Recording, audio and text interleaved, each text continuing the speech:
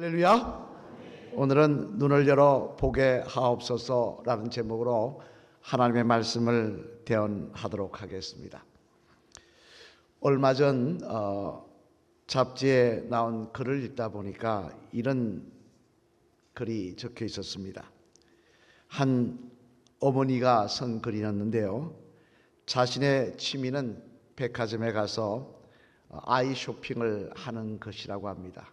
사지는 못하더라도 돌아다니며 이런 물건이 나왔구나, 이런 물건이 있구나, 그렇게 구경을 하는데 자신의 어린 딸 6살 난 아이를 데리고 그날도 백화점에 가서 아이 쇼핑을 하러 다녔다는 겁니다.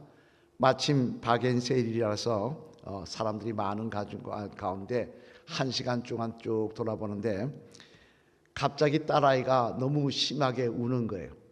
그래서 얘야 아픈데도 어디 아프니? 그러니까 안 아프대요. 근데 왜 우냐? 얼마나 구경할 게 많아. 구경해. 그러고 또 가는데 계속 우는 거예요. 그래서 앉아서 아이의 눈물을 닦아주다가 그때 애가 왜 우는지 이유를 알았다고 합니다. 왜 이유가 뭐겠습니까? 자기는 키가 있으니까 물건을 바라보며 좋아했지만 아이 눈높이에 앉아보니 뭐만 보입니까? 사람들의 엉덩이만 보이는 거예요. 애는 1시간 동안 엉덩이만 보고 다닌 거예요. 비좁은 데서. 얼마나 짜증이 나며 얼마나 피곤했겠습니까? 이처럼 같은 자리에 있어도 무엇을 보느냐에 따라서 어떤 사람은 힘이 날 수도 있고 어떤 사람은 답답하고 괴로울 수도 있는 것이 우리 인생의 모습입니다만, 오늘 본문 말씀에도 보면 똑같은 자리, 똑같은 상황 아래에 있는데도 불구하고 서로 정반대의 반응을 보이고 있는 사람들이 있는데, 그들은 바로 이스라엘의 위대한 선지자 엘리사와 그의 종 게하시였습니다. 오늘 본문 14절로 16절 말씀 앞을 보시며 한번 같이 읽어보실까요? 시작. 왕이 그들이 밤에 가서 그 성읍을 에워쌌더라. 하나님의 사람의 사환이 일찍 일어나서 나가보니 말과 병거가 성읍을 에워쌌는지라. 그의 사환이 엘리사에게 말하되 아하 내 주여 우리가 어찌하리까 하니 대답하되 두려워하지 말라. 우리와 함께한 자가 그들과 함께한 자보다 많으니라 하고. 아멘. 무슨 이야기입니까? 이건 지금 엘리사와 그의 종 게하시가 도단성이라는 이스라엘의 성에 잠깐 가 있을 때 이야기입니다. 하룻밤을 자고 일어나 보니까 이 도단성을 아람 군대가 에워쌌더라는 거예요. 아람 군대는 이스라엘과 원수지간이었습니다. 그런데 지금 이 성에는 자기를 지킬 군사도 얼마 되지 않는데 밑에를 보니까 어마어마한 이 아람 군대가 엘리사를 잡기 위해서 와 있더라는 거예요. 그러니 여러분 얼마나 두렵겠습니까? 자기를 지켜줄 사람도 없는데 밑에 군대가 그냥 아침 동틀 때 보니까 가득히 메워 있으니 말입니다.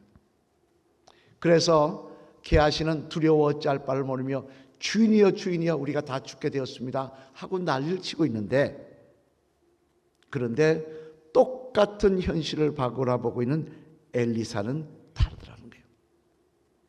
오히려 편안하게 그 모습을 바라보고 있더라는 거예요. 그러면 왜 같은 상황을 보고 있으면서도 엘리사는 편안할 수 있었고 게하시는 불안할 수밖에 없을까요? 그 이유에 대해 오늘 보면 17절 말씀 보면 이렇게 말씀합니다. 우리 17절 말씀 이 말씀도 같이 한번 읽어보시겠습니다. 시작. 기도하여 이르되 눈을 여호와께서 그 청년의 눈을 여심해 그가 보니 불말과 불병거가 산에 가득하여 엘리사를 둘렀더라. 아멘. 무슨 말입니까? 이는 똑같은 현실을 바라보는데 엘리사와 게하시가 반응이 달랐던 이유는 뭐냐? 엘리사에게는 영적인 눈이 열려서 자신들과 함께 하시는 하나님의 병사들을 바라볼 수 있었기 때문이고, 게하시는 영적인 눈이 닫혀서 그것을 바라보지 못했다는 것입니다. 그 차이가 똑같은 모습을 바라보면서 똑같은 자리에 있으면서 서로의 반응을 다르게 했다는 것인데요, 그러면 여러분 다시 한번 물어보겠습니다. 오늘 본문에 보면 영안이 열려서 그것을 바라봤다는데 영안이 열렸다는 것은 무엇을 의미하는 것일까요? 여러분은 영안이 열려 있으십니까? 그래서 신령한 영적 세계를 보고 천사도 보고 마귀도 보고 이렇게 하십니까? 만약 그렇다면 여러분 가운데 영안이 열려 있는 분은 몇 분이나 되겠습니까? 만약 그렇지 못하다고 한다면 게하시처럼 우리들도 매일 똑같은 상황 속에서 두려워하며 떨어야 되는 게 현실일 텐데 말입니다. 하지만 성경 말씀에 보면 성경 말씀이 말씀하시는 영안은 꼭 그런 의미만은 아니더라는 거예요. 물론 하나님께서 우리에게 영적인 눈을 활짝 열어주셔서 신령한 것을 보며 불말과 불병을 보며 악한 마귀를 보며 대적할 수 있다면 그건 정말 귀한 일이겠죠. 그러나 꼭 그것만이 영안이 열린, 영적인 안목이 열린 것은 아니더라는 것입니다. 그러면 여러분, 하나님께서 우리들이 갖기를 원하시는 영적인 안목, 하나님 우리에게 영적인 안목을 주시겠다고 하셨는데 그 영적인 안목은 어떤 시각일까요? 어떤 시각을 가져야 우리가 믿음의 사람으로 이 땅을 살아가면서 엘리사처럼 똑같은 상황을 바라보며 담대히 하나님의 사람으로 살아갈 수가 있는 것일까요? 바라기 오늘은 이 말씀을 통하여 하나님이 원하시는 영적인 안목이 열려지시는 저와 여러분이 되시기를 주님의 이름으로 간절히 축원을 드립니다. 그러면 하나님께서 우리에게 주시겠다고 하는 영적 안목, 우리들이 갖기를 원하는 영적 안목, 그 영적인 시각은 어떤 시각일까? 그 의미를 한번 생각해 보면요, 먼저 첫째로 같이 앞을 보시며 읽어보시겠습니다. 시작. 항상 하나님이 함께 하시는 은혜 아래 내가 있다는 사실을 깨달아 아는 눈을 갖는 것입니다. 뭐라고요? 항상 하나님의 은혜 아래 내가 있다는 사실을 깨달아 아는 눈을 갖는 게 하나님이 원하시는 영적인 안목이라는 거예요. 게하시가 군대를 보면서 오늘 본문의 말씀을 보면 오늘 본문 17절 말씀 한번 같이 읽어보시겠습니다. 17절 말씀 시작.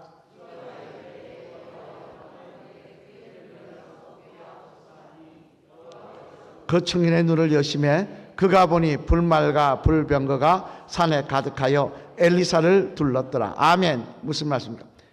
지금 아침에 일어나서 보니까 아람 군대가 자기들을 둘러싸서 두려워 떨던 게하시를 바라보고 그것을 둘러싸자 게하시가 그걸 보고 두려워 떨게 되는데 그때 엘리사가 기도하여 게하시의 눈을 열게 해달라라고 기도했다는 것입니다만, 그런데 이 말씀 가운데 주목해 볼 사실은 엘리사가 기도할 때 먼저 게하시가 두려워하니 하나님 불말과 불병거를 보내주시옵소서라고 기도한 건 아니더라는 거예요. 대신 뭐라고 기도하고 있다고 이야기하고 있습니까? 눈을 열어 보게 하여 달라라고 기도하고 있더라고요. 그렇다면 이는 하나님의 천군 천사 불발과 불병거가 이미 그들 곁에 있었다는 이야기입니까? 아니면 엘리사가 기도할 때 왔다는 이야기입니까? 이미 그들 곁에 있었다는 이야기. 이미 하나님의 불발과 불병거가 그들 곁에 있는데 게하시가 믿음이 없어 이를 믿지 못했고 깨닫지 못했던 것뿐이라는 거예요. 이는 또한 창세기 28장에 나오는 야곱의 모습도 마찬가지입니다. 거기에 보면 야곱이 형 에세 칼랄피의 라반의 집으로 도망가다가 하란 루스라는 곳에서 하룻밤을 지내다가 꿈을 꾸는 내용이 기록되어 있습니다만, 그때 야곱이 본 것에 대해서 성경은 이렇게 기록합니다. 우리 창세기 28장 12절 말씀 앞을 보시며 한번 같이 읽어보실까요? 시작. 땅 위에 써 있는데 그 꼭대기가 하늘에 닿았고 또 본즉 하나님의 사자들이 그 위에서 오르락 내리락 하고. 아멘. 무슨 이야기입니까? 야곱이 꿈을 꾸었더니 그 허허들판에서 꿈을 꾸었는데 뭘 꾸었느냐? 하나님의 천사가 하늘로 이어진 사다리로 오르락 내리락 하고 있더라는 거예요. 이런 만약 천사가 야곱이 기도해서 두렵다고 기도하니까 왔다면 뭐라고 이야기해야 됩니까? 내리락 오르락 했다고 해야 돼요. 이미 이 말씀 뭡니까? 야곱의 옆에 천사가 있다가 하나님이 부르셔서 올라갔다가 다시 내려오고 하고 있더라는 거예요. 믿음이 없어서 야곱이 그것을 알지 못했을 뿐이지 이미 하나님의 천사가 야곱의 곁을 지키고 있었다는 거예요. 여러분, 모래밭 위에 발자국하는 예화 잘 아시지 않습니까? 그의 내용이 뭡니까? 예수님을 믿다가 죽은 사람이 천국에 가서 주님께서 그 인생을 보여주시는데 그게 발자국으로 보여주시더라는 거예요. 내가 걸어간 발자국이 있는데 혼자 살 때는 혼자 걸어갔더니 예수님 믿고 나서 예수님과 함께 찍힌 발자국이 있더라는 거예요. 너가 예수님을 믿는 그 순간부터 나는 너를 홀로 두지 않고 같이 하셨다는 거예요. 이처럼 우리가 예수님을 믿고 하나님의 사람이 된 이후부터는요, 하나님 절대 우리를 홀로 두지 않으십니다. 우리를 홀로 두지 아니하시고 하나님의 천군 천사와 하나님의 능력이 우리와 함께하고 계신 것입니다. 이것을 우리가 믿음의 눈으로 바라볼 수 있을 때, 비록 내 눈에 직접 보지 못한다 하더라도 믿음의 눈으로 바라보며 그것을 믿고 나아간다고 한다면 우리의 모습은 달라지게 되어 있는 것입니다. 이런 당장 다윗만 해도 그렇지 않습니까? 그의 장인이었던 사울왕으로부터 목숨을 보존하기 위해서 10년 동안 도망을 다녔습니다만 그런 삶의 여정 가운데 그는 뭐라고 시편에서 고백하고 있는지 한번 볼까요? 뭐라고 하고 있는지 시편 23편 4절 말씀 한번 같이 읽어보시겠습니다. 시작. 내가 사망의 음침한 골짜기로 다닐지라도 해를 두려워하지 않을 것은 주께서 나와 함께 하심이라. 주의 지팡이와 막대기가 나를 안위하시나이다. 아멘. 자, 사울왕은 자기를 죽이려고 쫓아다닙니다. 근데 다윗은 그 상황 속에서 하나님 죽겠습니다, 절망합니다, 내가 다 죽게 생겼습니다 라고 고백하고 있는 것이 아니라 내가 두려워하지 않을 것은, 왜 두려워하지 않느냐? 주님께서 나와 함께 하시기 때문이라는 거예요. 그런 이 믿음의 눈이 있었기에 두려워하지 않았다는 거예요. 이는 또한 성경에 나오는 말씀만이 아닙니다. 미국의 남북전쟁 때요, 한 유명한 일화가 있는데 겨울강을 이 북군 군대가 지나가고 있는데요, 한 노인이 그 겨울강을 들어가려니까 너무 차갑고 얼어서 자기가 죽을 것 같은 거예요. 그래서 안 되겠다 싶어서 병사들에게, 말을 탄 병사에게 나를 좀 저곳에 건너가게 해달라, 도와달라 그랬더니 아무도 전쟁에 지치고 힘들어서 남의 신경 쓸 터가 없어서 다 침울한 얼굴로 밑만 바라보며 걱정에 쌓인 채로 못 본 척하고 가더라는 겁니다. 그런데 마침 한 군인이 자기에게 오더니, 저기 있다가 달려오더니 자기를 말에 태워서 그 물가를 건너주는데 바라보니까 이 청년은 다른 군인들하고 다르게 얼굴이 환하고 밝은 얼굴이라는 겁니다. 그러면서 여기를 저기를 바라보며 웃기도 하고 그러더라는 거예요. 그래서 이상하게 여긴 그 노인이 군인에게 물어봤다는 겁니다. 그대는 전쟁터에서 오는 것이 아닌가? 맞다는 게 전쟁터에 오는 거. 다른 사람은 다 얼굴이 저렇게 어두운데 자네는 왜 이렇게 얼굴이 밝은가? 왜 이렇게 얼굴이 밝아서 주변을 경치도 구경하고 그러는가? 그러자 이 젊은 군인이 이렇게 대답하라는 겁니다. 하나님이 나와 함께 하시는데 무엇이 두려울 것이 있겠습니까? 저는 저와 함께 하시며 저를 도우시는 하나님의 은혜가 오늘도 나와 함께하고 계신 줄로 믿습니다. 그 사람이 누군지 아십니까? 우리 사진 한번 볼까요? 미국의 3대 대통령이었던 토마스 제퍼슨입니다. 그의 고백입니다. 내 인생 가운데는 하나님이 함께 하시기에 똑같은 현실 속에서 그런 두려워하지 않더라는 거예요. 요한복음 14장 18절 말씀해 보면요, 주님은 우리들에게 분명히 이렇게 말씀합니다. 우리 요한복음 14장 18절 말씀 한번 같이 읽어보실까요? 시작. 내가 너희를 고아와 같이 버려두지 아니하고 너희에게로 오리라. 아멘. 무슨 말씀입니까? 주님께서 말씀하십니다. 택한 너희를 내가 고아와 같이 버려두지 아니할 것이라는 거예요. 내가 너희를 택했으니 너희 홀로 두지 않겠다는 거예요. 또 마태복음 28장 20절 말씀에도 주님은 이렇게 우리에게 약속하십니다. 이 말씀 한 같이 읽어보시겠습니다. 시작. 내가 너에게 분부한 모든 것을 가르쳐 지키게 하라. 볼지어다 내가 세상 끝날까지 너희와 항상 함께 있으리라 하시니라. 아멘. 무슨 말씀입니까? 똑같은 말씀이죠. 세상 끝날까지 너희가 나의 사명을 감당하며 달려가는 그 끝날까지 내가 너희를 홀로 두지 않고 함께 하리라. 이게 주님의 약속이라는 거예요. 여러분, 주님이 약속하셨으면 이 말씀은 오늘도 실현되고 있는 줄로 믿습니다. 우리는 절대 혼자가 아닙니다. 주님의 약속대로, 함께 하시겠다는 주님의 약속대로 주님께서 우리 손을 붙들고 계시고 오늘도 천군 천사를 보내어 우리와 함께 하시는 역사를 허락해 주고 계신 줄로 믿습니다. 꼭 내 눈으로 보지 않는다고 할지라도, 꼭 내 손으로 만지지 않는다고 할지라도 하나님의 약속을 믿고 그 약속을 믿고 나가는 영적인 안목이 우리에게 있을 때 오늘도 우리는 똑같은 상황 속에서 담대하며 기뻐하며 찬양하는 믿음의 성도들이 다 되게 될 줄로 믿습니다. 그런 영적인 안목이 열리시는 저와 여러분 되시기를 주님의 이름으로 축원합니다. 두 번째로 또 하나 하나님이 우리에게 갖기를 원하시는 영적인 안목은 뭐냐? 같이 읽어보시겠습니다. 시작. 하나님의 뜻을 발견하려는 눈을 갖는 것입니다. 뭐라고요? 모든 문제 속에서 하나님의 뜻을 발견하는 눈을 갖는 것입니다. 하나님이 나와 함께 하심을 바라보는 것이고 또한 문제 속에서 하나님의 뜻을 발견하려고 하는 그 눈을 갖는 겁니다. 우리 19절 말씀 한번 같이 읽어보시겠습니다. 시작.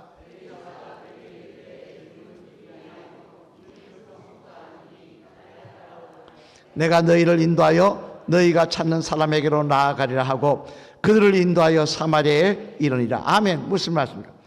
엘리사가 눈을 열어 이 불벌과 불병거를 보게 해 주시옵소서 라고 한 거에서 끝난 것이 아니더라는 거예요.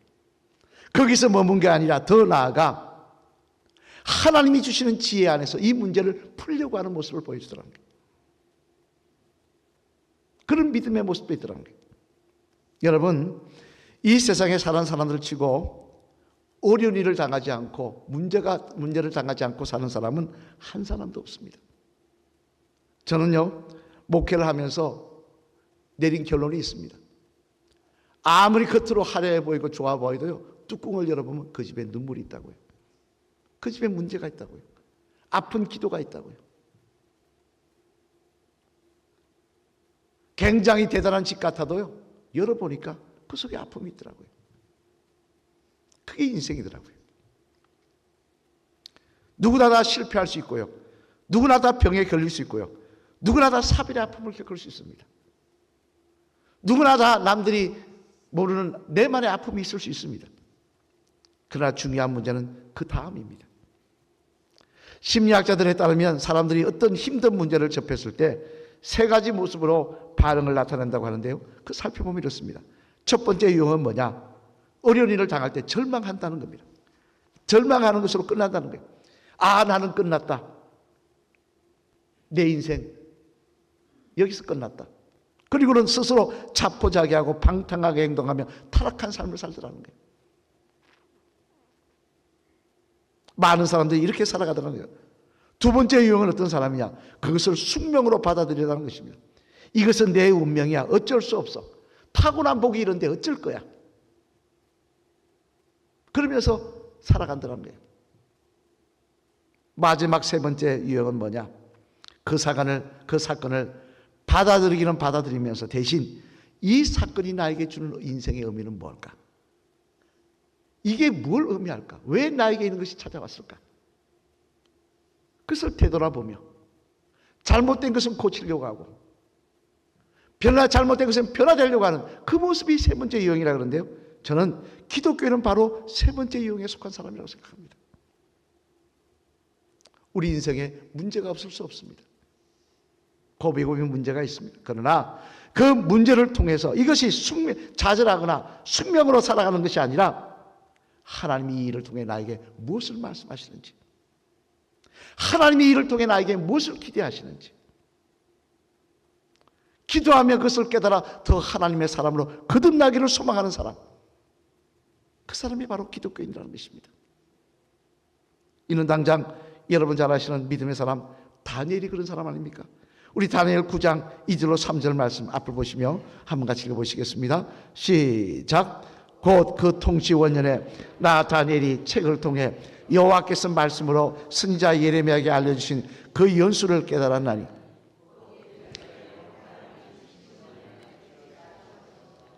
내가 금식하며 베옷을 입고 죄를 덮어쓰고 주 하나님께 기도하며 간구하기를 결심하고. 아멘. 자, 이스라엘이 지금 포로로 끌려와 있습니다. 고통을 당하고 있습니다. 다니엘은 왜 이런 고통을 당하는지, 그냥 왜 하나님을 지켜야 하십니까? 원망하고 불평하는 자리에서 있었던 것이 아니라 하나님이 이를 통해 기대하시는 게 뭡니까? 이 문제가 왜 왔습니까? 어떻게 해야 됩니까?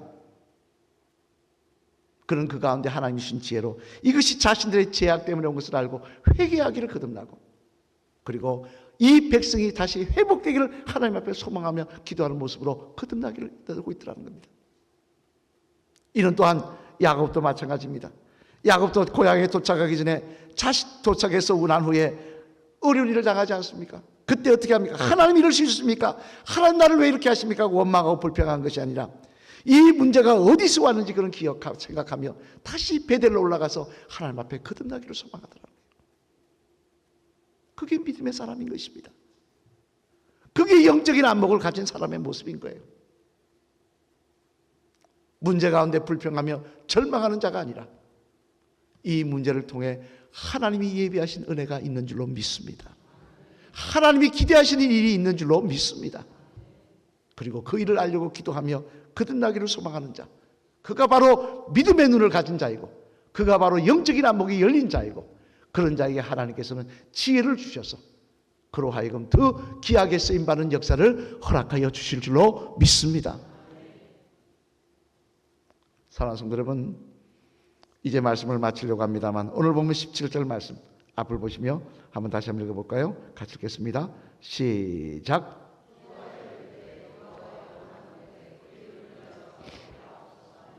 여호와께서 그 청년의 눈을 여심해 그가 보니 불말과 불병거가 산에 가득하여 엘리사를 둘렀더라. 아멘. 게하시가 두려워하자 엘리사가 기도합니다. 하나님, 그에게 영적인 눈이 열리게 하여 주옵소서. 하나님이 함께 하심을 보게 하여 주옵소서. 이 일을 통하여 하나님이 계획하신 일을 보게 하여 주옵소서. 저는 기도합니다. 저와 여러분들에게도 이 영적인 시각이 열려지기를 소망합니다. 하나님이 나와 함께 하심을 보게 하여 주옵소서. 믿음의 눈을 열어 보게 하여 주옵소서. 하나님이 이 일을 통하여 나에게 계획하시며 기대하신 일이 뭔지 깨닫게 하여 주옵소서. 그럴 때 우리는 오늘도 승리하며 감사하며 찬양하며 인생길 걸어가는 믿음의 성도들이 될 줄로 믿습니다. 마지막에 따라 하시겠습니다. 집사님의 믿음의 눈이 열려지게 하여 주옵소서. 다시 한번 집사님의 믿음의 눈이 열려지게 하여 주옵소서. 할렐루야. 하나님께서 저와 여러분의 눈에 믿음의 눈이 열려지게 하는 역사가 일어나기를 소망합니다. 시편 27편 13절 말씀, 외워야 될 말씀이죠. 같이 한번 다시 읽어보시겠습니다. 시작. 내가 산자들의 땅에서 여호와의 선하심을 보게 될 줄 확실히 믿었도다. 아멘. 내가 살아가는 이 세상 속에서 하나님의 선하심을 보게 될 줄 내가 믿습니다. 하나님이 나와 함께 하심을 보게 될 줄로 믿습니다.